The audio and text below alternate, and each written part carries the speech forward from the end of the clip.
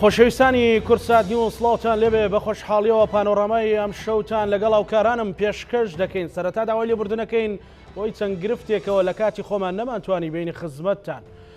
لە ئێستادا وێڕایەوەی کە کەشوهەوای هەرێمی کوردستان و عێراقیش ڕۆژ بە ڕۆژ ساردترە بێت، بەڵام گەرم و گوڕی لە شەقامی هەرێمی کوردستان و عێراقدا هەیە. بە جۆرێک تەنانەت پرسی موچە و کۆمەڵێک پرسی تر تا ئێستا لە دوای 6 ساڵ باڵواسراوی ماونەتەوە و ئەم چیرۆکە ڕۆژانە دووبارە بێتەوە بۆ وڵاتیانی هەرێمی کوردستان. دۆخی سیاسی عێراق بە جۆرێکە کە هێز و لایەنە سیاسیەکان چاوەڕوانی گۆڕانکاریەکانی جیهان و ناوچەکەن بۆەوەی بەدیوێکا بکەوێت و ئەوانیش بڕیاری خۆیان لێ بدەن. هەروە هەرێمی کوردستانیش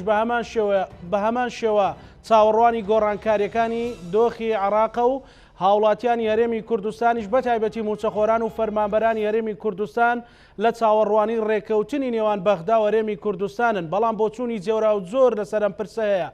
هەرێمی کوردستان چۆن نەتوانێت هەم لە ڕووی سیاسیەوە هەم لە ڕووی یاساییەوە سوود لە بەغدا وەربگرێت بۆ چارەسەری کێشە داراییەکانی. ئێستا کە بڕیار وا بوو لە نێوان هەرێمی کوردستان و بەغدا کۆمەڵێک مەلەفی هەڵواسترا و چارەسەر بکرێن، بەڵام هەمویان لە موچەدا چڕ کراونەتەوە و موچەش چارەنووسی دیار نییە. هەموو پرسە سیاسی و ئەو پرسانی کە ئێستا لەسەر گۆڕەپانی سیاسی عێراق ڕوەدەن لەگەڵ بەڕێزاڵە تاڵەبانی ئەندامی ئەنجومەنی سەرکردایەتی یەکێتی نیشتیمانی کوردستان گفتوگۆی لەبارەوەکەین کا بەڕێزیان لە بەغداوە لەگەڵمانە. ئاڵا خانم کاتت باش، سپاس بۆ ئامادەبوونت لە پانۆراما. سەرەتامەوێ خوێندنەوەی بەڕێستام زانین لە سەردۆخی ئێستای عێراق لە دوایەوەی کە یەکلا بۆ کە جۆ بایدن ئەبێ بە سەرۆکی داهاتووی ئەمریکا، ئایا هیچ گۆڕانکاریەک لە عێراق ڕوو ئەدات؟ عێراقیەکان هیچ ئومێدێکیان بەوەیە یاخود هیچ چاوەڕوانێکیان بەوەیە؟ سپاس کاکزانە، سڵاو ڕێز بۆ جەنابێت بۆ بینەرانی بەڕێزی کەناڵی کورساتی خۆشەویست. ئەگەر لە مەسلەی بایدن و گۆڕانکاری سەرۆکایەتی ئەمریکاوە دەست پێ بکەین، دیارە خەڵکی ئێمە لە عێراق زۆر ینی بە عاتیفانە ئەڕوانە ئەم مۆسەلەیە کێ بۆ ئێمە باشترە، ینی بایدن باشتر ئەبێت لە ترامپ یا فترەی ئیدارەی بایدن باشترە بێت لە ترامپ بۆ عێراق مەبەستمانە بەگشتی. من پێم وایە سیاسەی دەرەوەی ئەمریکا ئەوەندە گۆڕانکاری لەسەر نایەت کە بە دەرەجەیەک تەسیر لە عێراقیش تەسیرێکی ئەوتۆ بکات کە عێراق مەسەلەن زۆر باشتر بێ یا زۆر خراپتر بێ. ئەوەی ئەگۆڕێت ئەوەیە کە بایدن یەکێکە لەوانەی کە یان با بڵێن زۆرترین شارەزایی هەیە، یەکێکە لە سیاسی ئەمریکای کە زۆرترین شارەزایی لەسەر وەزعی عێراق هەیە. ینی کەسێکە باسی 24 باسی 27 جار ئەکەن کە سەردانی عێراقی کردبێ لە چەند ساڵی ڕابردووی لەو کاتێکەوە بەرپرسی لیژنەی پەیوەندیەکانی دەرەوە بۆ لە کۆنگرسی ئەمریکی بۆ 2 دەورە، دواتر جێگری سەرۆکی حکوومەت بووە یان بڵێن جێگری سەرۆکی ئەمریکا بۆ ئێستش کە بڵێن لە ماوانەی پێشووتریش. ئەمە فەرقی هەیە لەگەڵ ترامپێک کە کەمتر زانیاری لەسەر عێراق و ناوچەکە و هەرێم و هەتا ڕەوشی کورد بەگشتی لە ناوچەکە هەبووە. ئەمە ناوعەنما ینی خەڵک بە ڕوویەکی ئیجابیەوە سێریەکە. بەڵام پێشەوەی وەکو عێراق قساکەم تەبان پێشەوەی قسە بکەین ئایا ئەم باشترە لە ترامپ ئەبێ بزانین ئەی عێراق خۆی چی ئەوێت لە ویلایەتە یەکگرتووەکانی ئەمریکا. کێشەکە ئەوەیە کاکزانە تا ئێستا لە ناو عێراقا سیاسەتێکی دەرەوەی وازح بەرامبەر ویلایەتە یەکگرتووەکانی ئەمریکا نییە. هەندێک لایەن تا ئێستش لە عێراق زۆر جا باس لە مقاتعاکەن، سیاسەتی مقاتعا. هەندێک پێیان وایە ئەمریکا دوژمنوانە، هەندێک لەوانەیە بمان بن بەرەو شەڕی ئێران ئەمریکا لە عێراقیان ئێمە لە جیاتی ئەو دوو میحۆرە عێراق بکەینە گۆڕەپانی شەڕ. هەندێکیش پێی وایە ینی خۆشتان نەزان مەسەلەن بڕیاری پەرلەمانی بە ئیجماعی شیعە دەرکردنی هێزەکانی ئەمریکا، هەندێک ئەمریکا و دژمن سێرەکە. خیتابێکی واقعیش هەیە کە ئەوەیە ئێمە عێراق وەک هەر دەوڵەتێکی تر لە منتیقەکە لە دنیا پێسیمان بە پەیوەندی با بڵێن وازح و دیار و دروست و تەندروست لەگەڵ ویلایەتە یەکگرتووەکانی ئەمریکا هەیە. ئێستش پێویستیمان بە هاوکاریان هەیە لە ڕووی ئەمنی عسکەری و لە ڕووی اقتصادی و دواسەردانی کازمیشیان دواسەردان کە کازمی چووە لەوێ کۆمەڵێ ڕێککەوتنی باش کراوە ئەگە بێتە بواری جێبەجێکردن. بۆیە لەم میانی ماوزوعایە ئەبێ ئێمە ئاوا قسە بکەین ئایا عێراق خۆی ئەزانێت چی ئەوێت و چ جۆرە پەیوەندیەکەم پێم وایە وازح نییە لەبەر ئەم وەزع ئاڵۆزەی کە لە ناو فراکسیۆن و کوتلەکانی بەغدا هەیە بە تایبەتی ناو شیعەکان و لە بینی شیعە و لایەنەکانی تر. خاڵێکی تر وەزعی عێراق چۆنە؟ عێراق ئێستا چاوی لە دوو شتە. یەکەم وەزعی دارایی عێراق کە جارێکی کەش لە بەرنامەکەی جەنابەت باسمان کردووە. عێراق بڕوبەڕووی قەیرانێکی ئابووری گەورە بۆتەوە و قەیرانێکی باوڵەی قوڵتریشی لە پێشە. سەرۆک وەزیرانی عێراق بە ئاشکرا پێشی هەفتەیەک ئەڵێ ئەگەر موازنە یان یاسای موازنە نەڕوا و ئەگەر ئەمە نەبێ من ڕەنگە نەتوان مانگی یەکموچە بدەم و هەروەها عێراق یان کۆکت لە سیاسەکە عێراق زیاتر چایان لە هەڵبژاردننی پێشوەختە. ئەمەش مشتومڕی زۆرە. دیارە ئاخر وتاری نێردەی نەتەوە یەکگرتوەکان بلاسخار تەکید لە مانگی شەشەکە. ڕئیسی وزارات تەکید لەواکە کە ئەبێ مانگی شەش بێ، بەڵام هەندێک پێیان وایە هێشتا لە ڕووی ئەمنی و لۆجستیەوە عێراق پێویستی بە چەند مانگێکی کەشەیە احتیمالە لە مانگی دەی طبعاً باسی ساڵی داهاتووەکەین 2021. ئەمە ئێستا زیاتر قسەی عێراق و ڕەوشی سیاسی عێراقە. بەڵێ کاچ ئاڵاخان ینی مەسلەی پرۆژیاسای بودجە کە یەکێکە لەو باس و خواسانی بە گەرمی باسی لێەوە کرێەوە تقریبا مەسەلەن پرسە سیاسەکانیش بەوە بەسراوەتەوە. پێتان وایە لە چەند ڕۆژی داهاتوو یاخود بەر لە سەری ساڵ بگاتە ئەنجومەنی نوێنەران؟ ئەوەی کە ینی کازمی داوایەکە یان سەرۆک وەزیران کە بڵێ ئەوەیەوێت بە زووترین کات ئەم یاسایە لە پەرلەمانی عێراقا تاوتوێ بکرێ، بەڵام هێشتا یاساکە نەهاتووە بۆ پەرلەمان. و هەروەها وەفدی حکوومەتی هەرێمی کوردستانیش کە بڕیار دراوە بێت بۆغا پێم وایە ئەوەی بیستمانە لە هەفتەی داهاتووە بێت سەردانی بەغا بکە. ئەم وەفتە بە نیسبەت ئێمەوە زۆر گرنگە بێت ڕێکەوتنێکی زۆر دیار و باش لەگەڵ حکوومەتی عێراق بک بۆ ئەوەی ڕێکەوتنەکەیان لە ناو بوجە یاسای لە یاسای بوجەی 2021 جێگیر بکرێت و جێ بکرێتەوە. بە پێچەوانەی ئەوەوە من پێم وایە تۆش وەکو فراکسیۆنە کوردیەکان و وەکو هەرێمی کوردستانیش تووشی هەمان کێشەی یاسای با بڵێن کەمهێنانی بوجەیان عەجزی مالی ئەبینەوە. لەبەرەوەی ئەگەر حکوومەت یان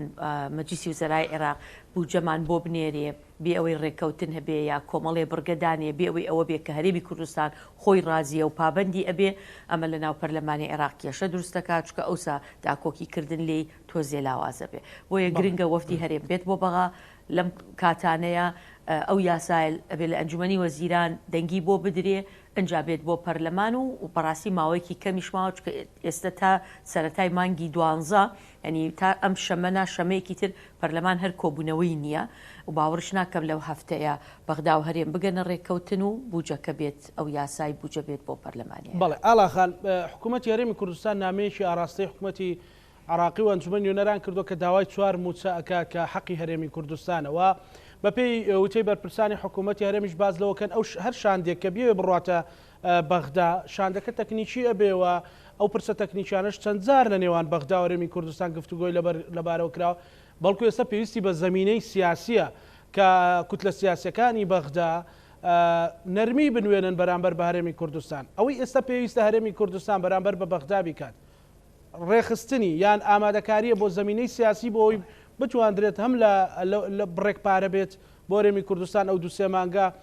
و ئامادەکاریش بکرێت بۆ بودجەی 2021 یاخود زەمینەی تەکنیکی و دانووسانی ماتماتیکیە.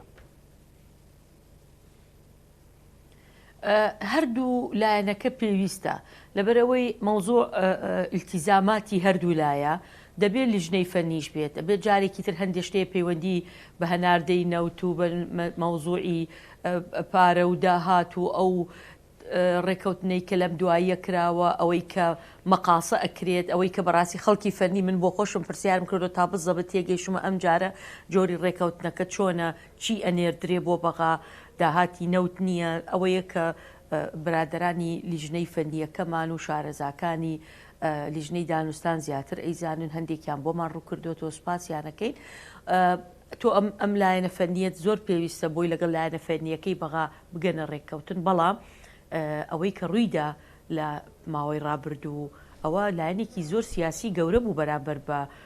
کوردستان و بەرامبەر بە فراکسیۆنە کوردستانیەکان کرا. پەیامێک بوو کە من حەزەکەم هەندێشتی تازە بۆ جەنابەت و بینەران باسکەم. ئێمە لەم چەند ڕۆژەی گەڕاوینەتەوە بەغا بەشی زۆری فراکسیۆنە شیعەکان سەردانی ئێمەیان کردو سەردانی فراکسیۆنە کوردیەکان من یعنی بۆ خۆم وەکو یەکێتی چ لە شوێنی تایبەتی خۆمان چ لە پەرلەمان قسەمان کردو و گفتوگۆ کراوە ئەم گفتوگۆیانش لەم چەند ڕۆژە بەردەوامە و پێیان خۆشە تەنانەت لەگەڵ کەسی باڵای ناو یەکێتی نیشتیمانی کوردستانیش دانیشن و لیژنەیەکیش دروست کراوە لە پەرلەمان لە چەند پەرلەمانتارێکی شیعە و سوننەکە کەسایەتی دیار و خاوەن با بڵێن پێگەی خۆیانن و ئەوانە خەڵکی ینی نزیکیشن لە ئێمەوە کە ئەوەی ڕووی داوە پەیامێک بوو لەبەرەوەی هەرێمی کوردستان حکوومەتی هەرێمی کوردستان تا ئێستا ئیلتیزامی بەڕێککەوتنەکانی نەکردووە لەگەڵ بەغەدا و بە تایبەتی بودجەی 2019 و ئەوەیشی کە باسەکرێ ئەو ڕێککەوتنی کە کراوە نەچۆتە بواری بوجەوە یان یاساییەوە لەبەرەوەی کەوە لە 2020 یاسای بوجە نەبووە لە عێراقا. ئەمان نیازپاکیان نواندووە کە بێن دانیشتن بکرێەوە ئەم مۆزوع حەلکرێ بە لە ژێر سەقفی ئەوەی باسیەکەن دەستور و یاسا. مادام ئەوان ئێستا هاتوونەتە پێشەوە حتمما دەبێ هەرێمی کوردستانیش وەکوتم ئەو دوولایەنەوەی جەنابەت باسەکە لایەنە فەرنیەکە بێت چیمان لەسرە چی لەسەر بەغایە لە ڕووی داهات و ئیلتیزامات و خاڵە سنووریەکان و قەرزی کۆن و تازە و ئەوەی کە باسەکرێ هەموو کاتجارێ وەلایەنە سیاسیەکەش ینی دەبێت ینی بەڕاستی هی ئەوە نێت تۆ ئیسە بایکۆت بکەی نازانم چی ئێستا ئەوەیە بەعکسەوە تۆ بێ لە ڕووی سیاسیشەوە وچەت نەزەری خەڵکی کوردستان ینی بیرمان نەچێ کاکزانە ئێمە کاتێک بووینە ئەندام پەرلەمان یەکەم جار جەنابی مام جەلال بە ئێمەی وتی ئێوە قازنین ئێوە پەرلەمانتارن جا پێمانیەوت نائب ئەوت ئێوە نائبن ڕاستە حیزب هەڵی بژاردون بەڵام ئێوە نوێنەری خەڵکن قسەی ئێوە بێ ڕنگدانەوەی خەڵک بێت ئێمە خەڵکمان ئەمڕۆ نایەوێت ئەو تەواو ینی گەیشتۆتە حاڵەتێک دانیشم ئەمەی بۆ باسکەم ئەم وایوت و ئەم کوت لەوایە و ئاخر لە بەروی بەغاوا و ئەو ئەوێت وەڵامێکی ڕاستەقینە وەڵامێکی با بڵێن دڵخۆشکەرە و ئیتمێنان لە نوێنەرەکانی وەرگری ئایا ئێوە توانن ئەمە عاش ینی جەنابەت قسێکی جوان کرد لە سەرەتای بەردامەکە هەموو پەیوەندیەکانی بەغدا و هەرێم هەموو خاڵەکانمان هەموو دۆسی هەڵپەسێرەوەکان هاتوویتە سەر موچە ئەمە من پێم وایە شکستە لە ئیدارە لە سیاست لە مفاوەزات کە ئێمە لەگەڵ حکوومەتی ناوەندی کردومانە ینی بوونمان لە حکوومەتی ناوەندی هەرەوەنی ڕاکەین منافەسەمان بێ پۆست وەرگین سەرۆک کۆمار وەرگین وەزیر بۆ ئێمە بێ و چ پۆستێک بۆ ئێمە ئەمانەمان هەمووی ویستوە لە پێناو ئەوەی کۆمەڵی داوامان هەیە لە ناو حکوومەتی ناوەندی ئەبێ بەپێی قانون و دەستور و یاسا و هەندێکشی بەپێی ڕێککەوتون و اتیفاقات جێبەجێکەین گەیشتونەتە سەرەوەی موچە بۆیە ئێمە بێ قسەمان ڕنگدانەوەی داوای خەڵک بێ کە داوای موچەکەیەکە بۆی ئەمەش بکەین ئەبێمە تەنازول بکەین بیکەین ڕێککەوتن بێ بێ بیکەین دەوام کەینە بێ بیکەین ئەبێ دائیمەن ئەم سیاسەتە لە پێناوی خەڵکی خۆمان بگرینە بەرەوەی لا بەعکسی ئەوەوە ڕەنگە کێشەکان قوڵتر بێتەوە چکەم بۆم باس کردی لە سەرتاوە حکوومەتی عێراق خۆشی ئەمڕۆ تووشی قەیرانێکی دارایی گەورە بۆ ڕەنگە نەتوانێت لەوە زیاتر با بڵێن هەنگاو زیاتر لەگەڵ حکوومەتی هەرێم بێتە پێشەوە. بەڵێ کەواتە ئاڵاخان ئەگەر بێت و هەرێمی کوردستان لە ڕووی تەکنیکیەوە مەسەلەن ئەگەر ڕازیش بێت مەسەلەن 50,150 هەر ڕقەمێکە نەوت لە ڕێگەی سۆمەوە بەڕێ بکات ڕەنگە لەستایان نەتوانێت مەسەلەن بۆ دوو مانگە چنێت پاشێشی تر لەسەر حکوومەتی هەرێم پێویستە بۆ ئەوەی ئێوەش بتوانن مامەڵەیەک لەگەڵ ئەندامانی کوتلە جیاجیاکان بکەن و قەناعەتیان پێبێنن کە ئەوەندە تو نەبن لەسەر حکوومەت ئەگەر بێوێت بڕەپارەیەک بۆ هەرێمی کوردستان بنێرێت یعنی چ میکانیزمێک کار ئاسانی ئەکا بۆ ئێوە بەر لە پرۆژە یاسای بودجە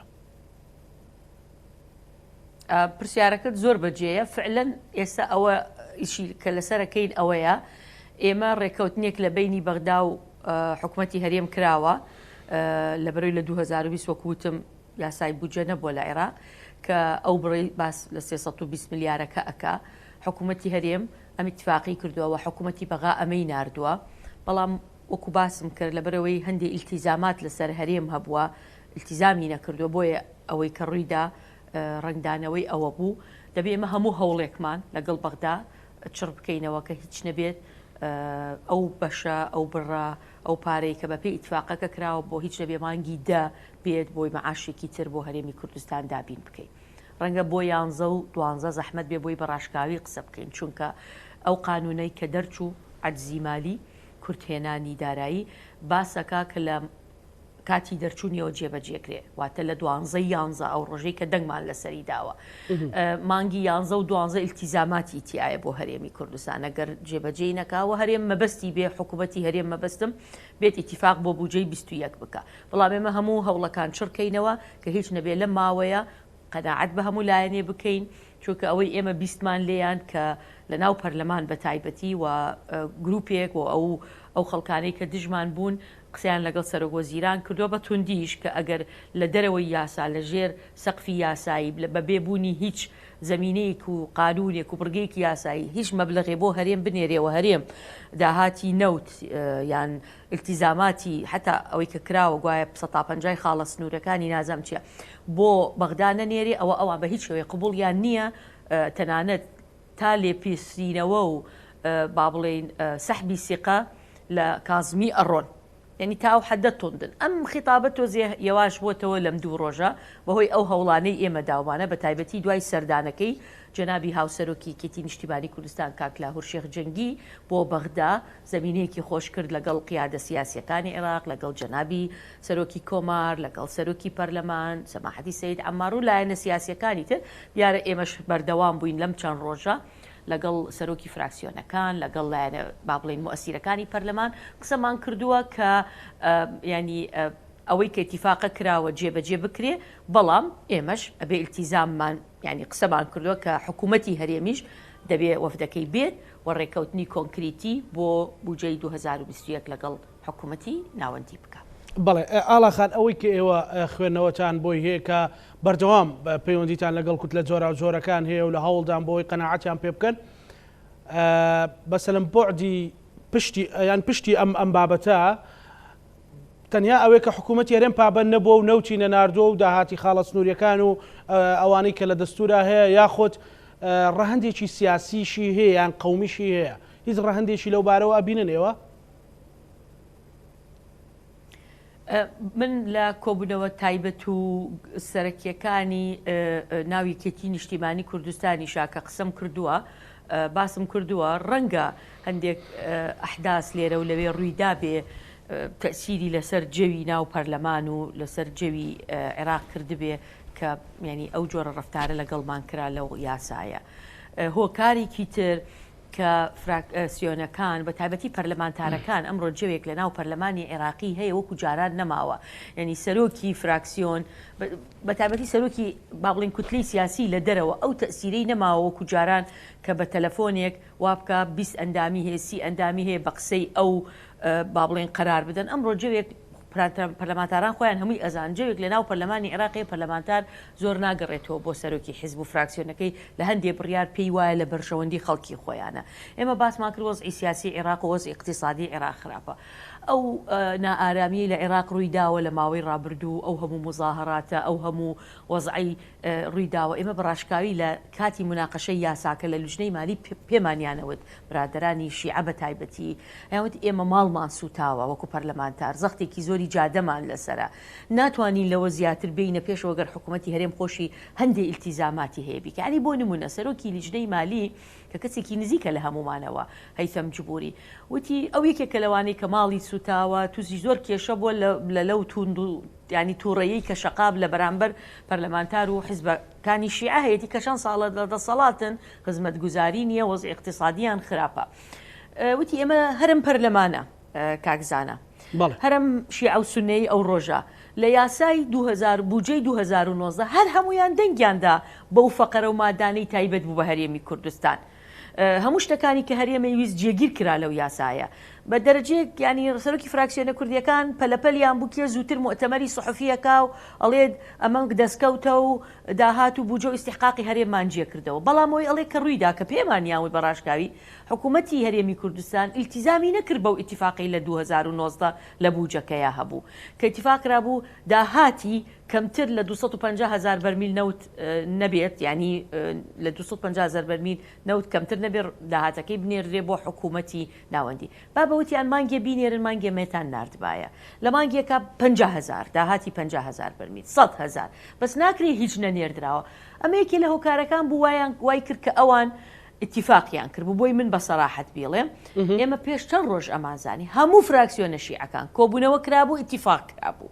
کە ئەم جارە مجاملەمان ناکەن بۆی بە سەراحەت بیڵێ ئیتر ناتوانین ئێمە شتێک بۆ هەرێم جێگیر بکەین بەڕاستی هەرێم ئیلتیزام نەکە بەڵام من ناتوانم ئەبەدەن من ناوی نانێم و دیارە ئێمە خیتابی یەکێتیش و جەنابی هاوسەرۆکی یەکێتیش ئەوە بوو کە ئێمە نامانوێت ئەم مەوزوعانە بێتە ڕەهەندی نەتەوەیی و شتی قەومی و شعارات و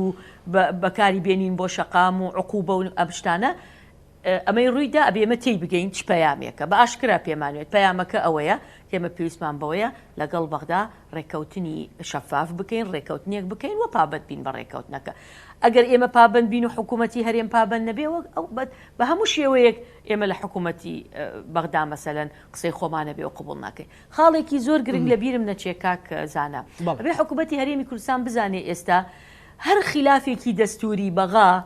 لەگەڵیشمان بکات لە کێ شکات بکەین ئێستا حالی حازری لە عێراقا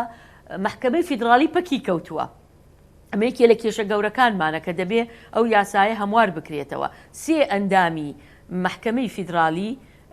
دادگای فیدرالی وەفاتیان کردو شوێنەکانیان پڕ نەکراتەوە محکمەی فیدرالی ئێستا لە عێراقا بە هیچ شێوەیەک ناتوانێت هیچ قەرارێک دەرکات کەواتە ئەگەر تووشی کێشەیەکیش بین و بچین لە دادگا شکاتکەین دادگانیە با بڵێن جوابمان بداتەوە اینجا ئێمە ئەبێ بزانین ئێمە لەم وەزعین لەبەر خاتری میلەتەکەی خۆمان لەبەر خاتری معاشی خەڵک پێویستەکە ئەگەر تەنازولیش پێ کردی بێتمان بۆی بتوانین موچە و بودجەی خەڵک دابین بەڵێ ئاڵاخان ینی ببرە من ئەمە پرسی ینی بەرفراوانترم هەبێت بەڵام لەسەر مەسلەی ئەو 320 میلیارد دینارە پێشتر حکوومەتی هەرێم لەسەر 3 مانگ ڕێکەوتنی کرد بوو 2 مانگ پارەکەی بۆ هاتۆ مانگێکی ماوە ئەو یاساکەش دەرچووە ئێستا یان هیچ دەرچەیەک هەیە مستەفا کازمی و بەڕێز کازمیان وەزارەتی دارایی عراقی بتوانێت سوودی لێ ببینێت ئەو 320 میلیارد دینارە بۆ هەرێمی کوردستان بنێرێ و بتواندرێت مەسەلەن موچەیەکی پێدا بەش بکرێت کە ئەم دەرچەیە وابێت کە مەسەلەن کوتلەکان مەسەلەن فشارێکی ئۆتۆ لەسەر بەڕێز کازمی دروست نەکەن ئەوە ینی ئەو کارەیەیان ئەو مۆزوعەیە کە ئێمە ئێستا وەکو یەکێتی نیشتیمانی کوردستان ئیشی لەسەرەکەین لەگەڵ لایەنە سیاسیەکان کە فعلەن ڕێکەوتنەکە ئێمە ئەو مانگی 8 و 9 مانگی دەمان ماوە ئەمە زمنی ڕێکەوتنەکەیە ئەگەر ئەوان باسی ئەو یاسایەکەن کە دەرچووە وەکو باسم کرد پێشتر یاساکە لە مانگی 11 دەرچووە لەوێ حەقیانە یعنی بۆی ئەگەر بە قانونی ئێمە قسە بکەین بە عەدالەت قسە بکەین حکوومەت پەرلەمانی عێراقی چاودێرە لەسەر یاسا بۆ خۆتان نەزانن ڕەنگە بتوانن زەخت بکەن ئەو ئەتوانن زەخت بکەن کە کازمی هیچ بڕەپارەیەکی 11 و 12 لەم پڕکردنەوەی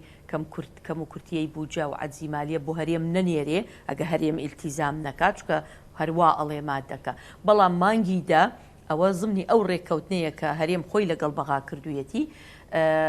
وەکوتم بەڵێ فشاریان کردووە خۆیان پێیان وتین پەرلەمانتارەکان قسەیان لەگەڵمان کرد هی گروپی جاجا بوون و فراکسیۆنی جاوتی لەگەڵ کازمی قسەمان کردووە کە ئەگەر هەر بڕەپارەیەکی تر بۆ هەرێم بنێرێ بەبێ ئەوەی هەرێم ئیلتیزام بکە ئەوە ئێمە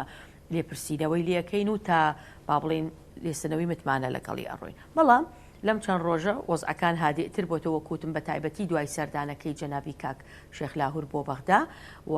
تەداخلی جەنابی سەرۆک کۆمار بەڕاستی بەردەوام ئەوش لەسەر خەتە لەگەڵ کازمی لەگەڵ لایەنەکان لەگەڵ وەزیری دارایی ئێمەش لە ناو پەرلەمان وەکو یەکێتی لەگەڵ فراکسیۆنەکانە دوێنێش کۆبنەوەمان لەگەڵ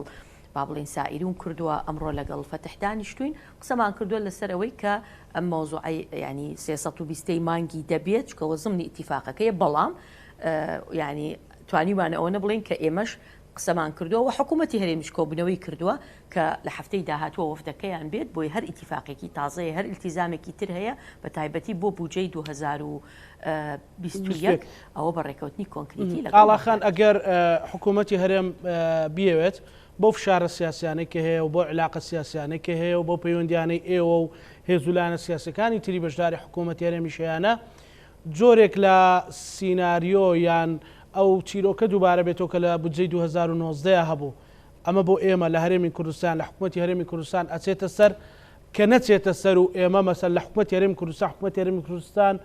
پابەند نەبێت بە ناردن و یان بەڕێکەوتن لەگەڵ بەغدایە دۆخی هەرێمی کوردستان بەرەو کوێنگاونێت ئەمە پرسیارێکی زۆر گرنگە کاکزانە ئەوەی ئێمە تا ئێستا لەگەڵ جەناب تا باسمان کرد و تاوتوێیەکەین ئەوەیە کە ئەوەی ڕۆیشت وەزعەکە ئێستا ئاوایە ئەمە زەمینەکەیە هەوڵی جددی دراوە و ئەدرێت بۆ ئەوەی کەوا ئەو ئتیفاقەیە ئەو بڕەپارەی مانگی دەبێت بەبێەوەی لایەنەکان کێشە لە پەرلەمان نە لەگەڵ کازمی دروستکەن بەڵام ئەبێت حکوومەتی هەرێم ڕێککەوتنێکی تەواو و شەفاف لەگەڵ بەغدا بکات بۆ بودجەی 2020 ئەگەر من پێم وایە دێت ڕێککەوتنەکرێت بەڵام ترسەکە لێرەیە کە پابند نەبێ بە ڕێککەوتنەکە وەکو لە 2019 پابند نەبووە بە سەراحەت هەرێم قسەی هەیە منیش قەرزم هەیە منیش نازام چی بەڵام ئەمە ئیتر ئەمەی ڕوویدا ئەم دەنگدانەی کە هەموو شیعە و سونە و هەموو پەرلەمان نەیانتوانی دیفاعمان لێ بکەن ئەمە ئیتر وەرچەرخانێکە لە وەزعەکە حکوومەتی هەرێم نابێ حیزبە سیاسیەکان بە بیرکردنەوەی پێش ئەم یاسایە جارێکی تر لەگەڵ باوغا مامەڵە بکەن چاو بپۆشن و نازانم چی و ئەمە کازمی ڕەفیقیشمان بێت چاوپۆشینی تیانە لەبەرەوە 2021 من دڵنیام وەفتی هەرێم دێوە فعلەن ینی جەنابی کاقوبات بەڕاستی ئەوەی کردوویەتی لە ماوەی ڕابردوو لە توانای خۆی و لە ئیمکانیاتی خۆی زیاتر خۆی و ئەو تیمەی کە لە بەغدا بوونە هەمویان ئیشی باشیان کردووە وەشتی زۆر چاکیان کردەوە دڵنیاشم بەو نیازە و بۆ چاکردنی وەزعەکە دێن جارێکی تر با بڵێن جەولەیەکی تری زۆر باشی مفاوەزاتەکەن بەڵام ئایا حکوومەتی هەرێم پابند دەبێ بە جێبەجێکردنی ئەوەی ئەیکەن و لە 2021 جێیەکەنەوە جارێ پێشەمو شێبێ ئەتیفاق بکەن ئەبێ سیقە جارێکی تر متمانە دروست بێتەوە جا ئەو یاسایە دێتە پەرلەمان جا فراکسیۆنە کوردیەکانە بێ هەوڵ بدەن کە لە ناو پەرلەمان دەستکاری نەکرێ بەڕاستی ئەوەی کە هەردوو حکوومەت لەسەری ڕێکەکەون و لە یاساکە ترسی ئەوە هەیە هەوڵ بدرێ شتیتە بۆ زیاد بکرێ و دیسان ببێ بە زۆرینە و کەمینە کە یاساکە بەو شێوەیە ڕۆشت کە هەرێم خۆی پێی باشە و لەگەڵ بەغدا ڕێککەوتووە لەگەڵی هەنگاوی دوای ئەوە بەڕاستی ئیلتیزامە دەبێ حکوومەتی هەرێمی کوردستان ئیلتیزامی تەواو بەو مادانە بکە کە ئینشەڵڵا لە بودجەی 2021 جێ بێتەوە من پێم وایە بەلەو حاڵەتە کێشەی موچە و ناردنی موچەی ماگانەمان نامێنێ بە غەیری ئەوە وڵی من پێم وایە تووشی گەورەترین قەیرانە بین لە ساڵی داهاتوو بەڵام ئینشەڵڵا ناگەینەوە مەرحەلە بەڵێ ئێستا پرسیارێکی مەسەلەن حەزبی لە بەڕێستان بکەم بە حکومی بەڕێستان ئەندامی سەرکردایەتی یەکێتی نیشتیمانی کوردستانن یەکێتی نیشتیمانی کوردستان بەشداری حکوومەتەوە لایەنگر و جەماوەر و خەڵکی کوردستان هێز و لایەنە سیاسەکانی تریش ئەلبەت جەماوەرەکەیان گلەی لە یەکێتیەکەن لەو کاتانەیە هەڵوێستی یەکێتی چی ئەبێ بۆ ئەوەی کە بتوانرێ هەم بتوانە دروست بکاتەوە لەگەڵ بەغدا حکوومەتی هەرێم و هەم بتوانێت اتفاقیەکی مەوزونی لەگەڵا بکە کە هەم ڕەچاوی دەستور و هەم ڕەچاوی پێگە و قەواری هەرێمی کوردستان بکرێەوە هەموو چەش بێ بۆ هەرێمی کوردستان ڕۆڵی یەکێتی لەمەیە چیە بێ و ئەگەر نەکرێ یەکێتی قەراری چیە بێ یان قەراری ئەبێت چی بێ نیشتیمانی کوردستان باڵێ ئەم بەسەلەیە لە دوا کۆبنەوەی ئەنجومەنی سەرکردایەتی باسکراوە هەر کۆبنەوەکە تایبەت بوو بەوەی بۆ ئەمە ڕوویدا لە بەغا چی بکەین چی بکرێ دیارە ئێمە هاوسەرۆکەکانمان جەنابی کاک بافڵ بەردەوام سەرۆکایەتی ئەو شانداکا کە لەگەڵ حکوومەت لەگەڵ برادرانی پارتی ولایەنەکانی تر لە کوردستان لەسەر خەت بێت جەنابی کاک لاهور هەماشت لەگەڵ بەغدا لەگەڵ لایەنەکانی تر ئەوەی ئێمە بە دیبلۆماسیەت بە سیاسەتەکەی جەنابی مام جەلال بەوەی کە یەکریزی هەموو لایەنە کوردیەکان زۆر گرنگە لە ناو هەرێمی کوردستان ئارامی ناوچەکانمان تا دوا هەنگاو ئەبێ لەگەڵی بڕۆین ئەوەیە کە ئەو حکوومەتەی هەولێر حکوومەتەی کوردستان کە ئێمەش بەشێکین برادرانی گۆڕانیشی تایە لایەنی تریشتایە بەیەکەوە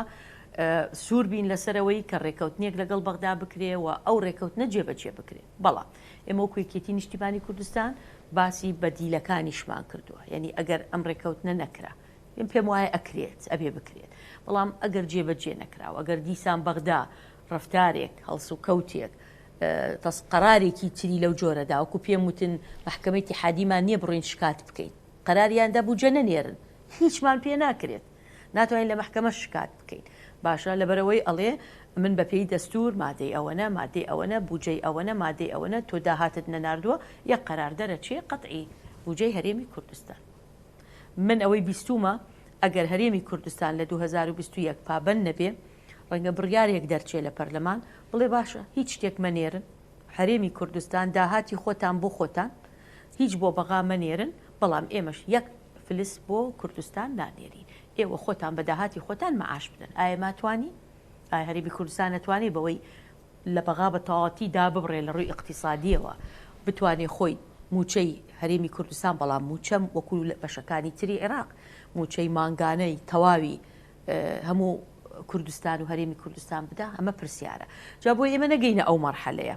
باشە ئەبێ هەموو هەوڵەکانی یەکێتی نیشتیمانی و قیادەی یەکێتی نیشتیمانی بەو ئیتیجاهەیە کە لەگەڵ هەموو لایەکانی کوردستان و بە تایبەتی لەگەڵ حکوومەت تا فشارکردن لە حکوومەتی هەرێم بڕۆین کە پابند بن بە ڕێککەوتنەکانی کە لەگەڵ بەغایکەین بەڵام ئەگەر خوا نەخواستە ئەم ڕێککەوتنە نەکرا یان کرا و جێبەجێ نەکرا من پێم وایە ئەو سایەکێتی نیشتیمانی کوردستان بیری لەوە کردوێتەوە لەبەر بەرژەوەندی خەڵک لەبەر موچە و قوتی خەڵک ینی بیری لە بەدیلی تیش کردوێتەوە کە بتوانین لە ڕێی ئەوەوە موچەی خەڵک دابین بکەین قوتی خەڵک دابین بکەین بەڵێ ئاڵاخان لێرە لە هەرێمی کوردستان بۆ چوونێک ئەیانەوێت بۆ چوونێک لای هاوڵاتی دروست بێت کە عێراق لە لێواری ڕوخان و دا ڕوخانێکی گەورەیە بۆی پێویست ناکارێمی کوردستان ئەوەندە بگەڕێتەوە بۆ بەغدا ئەنی ئەو بۆ چوونە هەیە لەلایەن کۆمەڵێک چاودێری سیاسی و نووسەری حەزبی و کۆمەڵێک شتی لەم بابەتە ئایا عێراق بە هەر شێوازێک ئەکەوێتە لێواری داڕوخانێکی گەورە کە نەتوانێت مەسەلەن معاشی فەرمانبەرەکانی خۆی بدات یا خۆت خۆی پێکۆ نەکرێتەوە چکە عێراق بە قۆناغی سەختی دژواردا تێپەڕیوە لە سەرەتای بەردامەکە ئاماژەمان پێکرد کاکزانە بڵێ ینی قەیرانێکی ئابووری قوڵ یەخەی عێراقی گرتوێتەوە سەرۆک وەزیران ئەڵێت ئەگەر وان نەکەین و ئەم ئیجراعاتە نەکەین و هەندێک هەنگاو هەیە تەنانەت ینی کێشەیەک لە مەسلەی دراو هەیە لە عێراق و لە مەسلەی گۆڕینەوەی درا و بانکی مرکزی هەیە پێش چەند ڕۆژێک پەرلەمانی عێراق ڕاستی منەمەیە لێرە بڵێم بەعنی ئێمە هاوڵاتیانی خۆمانیاوات تێگەیاندووە ینی عێراق وایە عێراق ڕووخاوە وەڵڵاهی لە عێراقا پەرلەمانێک هەیە ئەجوڵێت ئیشەکە محاسەبە ئەکا ینی بەرپرس بانگەکەین ینی ئێمە ئەم ساڵ و ئەم دەورەیە بە تایبەتی لەبەر خۆپیشاندانەکان و دواتریش کۆرۆنا کە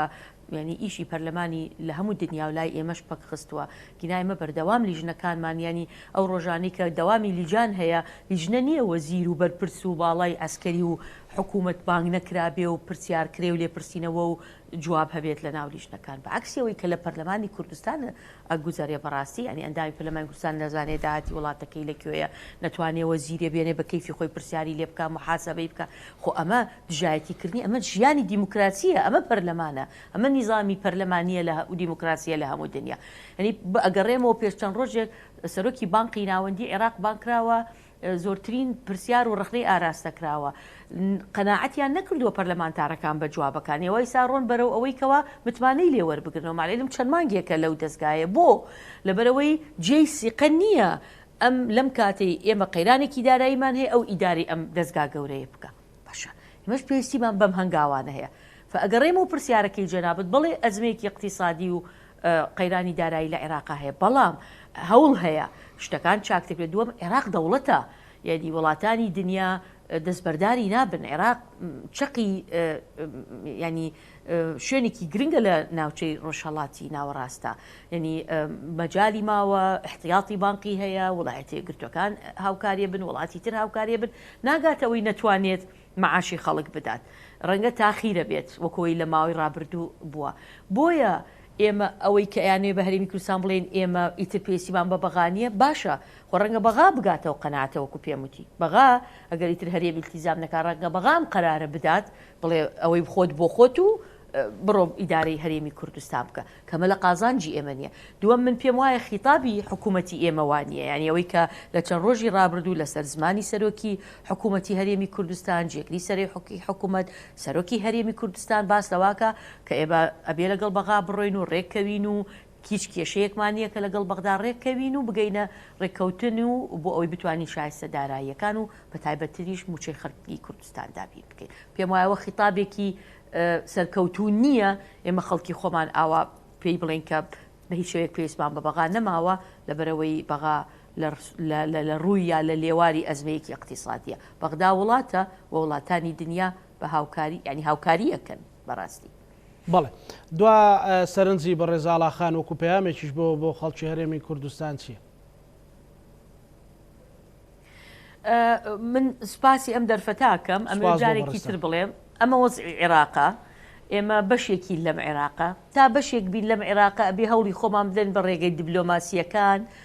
بەو ڕێگانەی ئەیتوانین بە ڕێگە پەرلەمانیەکان کێشەکانی خۆمان یەکلایی کەینەوە. پێم وایە خیتابی میانڕە و ئەو خیتابی کە ئێمە هەموو کات جەنابی مام جەلال لەگەڵ لایەنەکان بەکاری هێنا و ئەنجامی ئیجابی هەبوو بەردەوام بین لەو پەیامە بۆ جاری ینی ئەخیر ئەیڵێمەوە لە ناو پەرلەمانی عێراق کورد ناتوانێ بە زۆری ملێ شتەکانی بسەپێنێ چکە ئێمە کەمینەی پەرلەمانین دەبێ بە تەوافق بیکەین چکە ئەوە تا ئەگەر بە زۆری دەبێ ئەسڵەن جاری وە مەسەن لە قانونی دەرکردنی هێزەکانی ئەمریکا و ئەبیانیەکان ئەسڵەن شیعە پێسی بە سونەش نەبوو بەبێ سونە و کورد تێیپەڕان ئەو قەرارە بۆیە ئەمە ینی پەیامێکە کە ئێمە هەمیشە پێویستیمان بە تەوافق و ڕێکەوتن لەگەڵ لایەنەکانێ بۆی بتوانین استحقاقی خەڵکی خۆمان و با بڵێن مەعاش و پێداویستەکانی خەڵکی خۆمان لەناو حکوومەت و پەرلەمانی عێراق دەستەبەر بکەین. بەڵێ زۆر سوپاس بۆ بەڕێز ئاڵا تاڵەبانی ئەندامی ئەنجومەنی سەرکردایەتی یەکێتی نیشتیمانی کوردستان. سوپاس بۆ بەڕێزتان و سوپاس دەکەین کە لە پەرلەمانەوە هاتیتەوە بۆ دیدارەکە. سوپاس بۆ بەڕێستان. بینەرانی خۆشەویست لەگەڵ هاوکارانم پانۆرامای ئەم شەومان پێشکەشکردن هەر شاد و سەرکەوتوو بن خواتان لەگەڵ.